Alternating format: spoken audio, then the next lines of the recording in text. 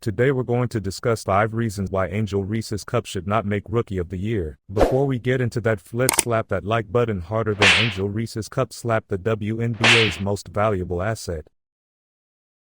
Alright, so one of the reasons why Angel Reese should not achieve Rookie of the Year is simply because she is just not good. Ha ha, no, I'm kidding. Her level of skill isn't actually all that bad, given her position and what role she plays for her team. She does give whoever is guarding her a run for their money. Hell, sometimes she might even give them a little more. But that's besides the point. Now for one, Angel Reese has some sort of obsession with being the quote-unquote villain, or playing this bad guy persona. When really it's not a persona, it's a title she actually gave herself. It all started from the national championship game. Yeah, negative things have probably been said about me, but honestly, I'll take that. I'll take that role. I'll take the bad guy role, and I'll continue to take that on and be that for my teammates. The reason why we watching women's basketball is not just because of one person. It's because of me too, and I want y'all to realize that. Reason number 1. Reese's immaturity. Angel Reese plays very emotionally immature basketball. Here are a few clips to prove mentally she's not ready to be the face of the WNBA and that most of her antics are emotionally driven in a negatively connotative way. Here's a clip of her trying to nearly RKO Caitlin Clark, but midway through her reaching to grab Caitlin's neck, she probably came to the conclusion that would most likely get her another ejection for trying to pull off a WWE wrestling maneuver.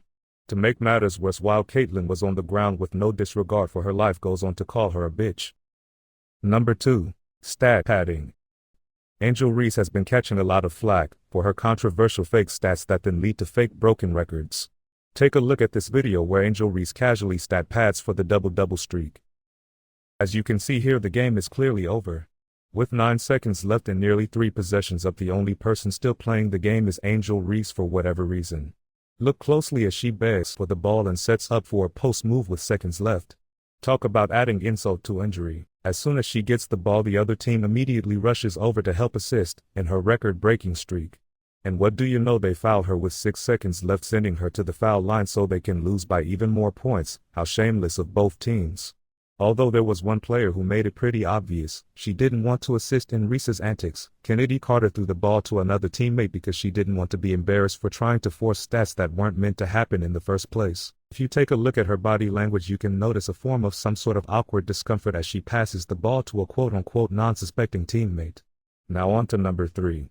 Ball handling. Reese's ball handling capabilities are slim to none. Mediocre is an understatement. As you can see in this short clip, she unlocked a new record for the WNBA, that is for most quadruple double dribbles in a single possession without getting a call for traveling. On to number 4. Entitlement. For some fairly odd reason, Reese feels as though the WNBA and its viewers owes her some sort of respect on her name. There has been many times the second-place contender for Rookie of the Year stated that it has not only been one person contributing to make an impact on the WNBA's recent success, which is true in a way, but let's be honest here. If Caitlin Clark was still in college and Reese came into the league this year solely just on her fan base, there is no way in 10 centuries that 2 million people would be tuned in to watch every single one of her games. In fact, without Caitlin Clark, many people would not know of her or any player in this league for that matter. Number 5. Sportsmanship.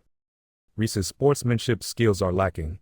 In this short clip, you will notice Reese tried to get her 16th double-double in a row to add to her streak.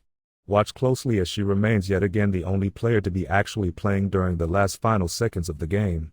Desperate for her 16 consecutive straight games of double-double fame, she calls for the ball while down by nearly 20 points. As she forces her way through quadruple team coverage, she finally comes to the conclusion that this team is not going to let her waltz in and break a record on them. As she chucks up the ball to another teammate for a quick game of monkey in the middle, with seconds left in the game, she then decides to post back up.